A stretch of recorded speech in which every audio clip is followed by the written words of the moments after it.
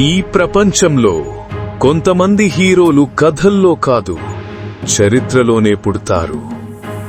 అలాంటి అగ్ని మేజర్ మనోజ్ కుమార్ పాండే. ఉత్తరప్రదేశ్లోని సీతాపూర్లో పుట్టాడు. కానీ అతని గమ్యం కార్గిల్ పర్వతాల మీదే. ఎన్డీఏ ఇంటర్వ్యూలో అడిగిన ప్రశ్న, why do you want to join the army?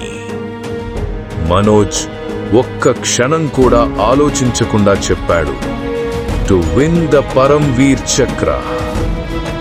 ఆ మాట ఆయన భవితవ్యమయ్యింది. తర్వాత ఆయన చేరింది 11 గోర్ఖా రైఫిల్స్. సాహసం, క్రమశిక్షణ, ధైర్యానికి ప్రతీకైన రెజిమెంట్.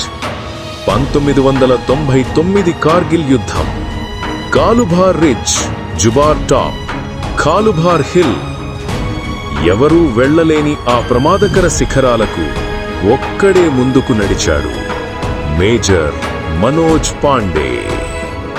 అతని బ్యాటిల్ క్రై పర్వతాలను కంపించింది. నా చోను అంటే ఎవరినీ వదలను. శత్రు బంకర్ పై బంకర్ మనోజ్ ఒంటరిగా దాడి చేశాడు. హ్యాండ్ గ్రెనేడ్స్, క్లోజ్ కాంబాట్, షోల్డర్లో, లెగ్లో బుల్లెట్లు తగిలినా కూడా ఆయన చెప్పిన మాట ఒక్కటే, ఐఎమ్ నాట్ డన్ యెట్.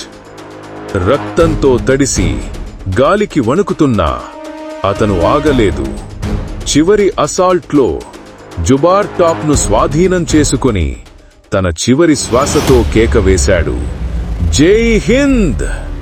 దేశం కోసం ప్రాణవర్పించిన ఈ సింహానికి అత్యున్నత గౌరవం, పరమ్వీర్ చక్ర. కొంతమంది హీరోలు ముందుండి నడిపిస్తారు, కొంతమంది చరిత్రను మళ్లీ రాస్తారు. కానీ మేజర్ మనోజ్ పాండే లాంటి వీరులు ఎప్పటికీ మాయమవ్వరు.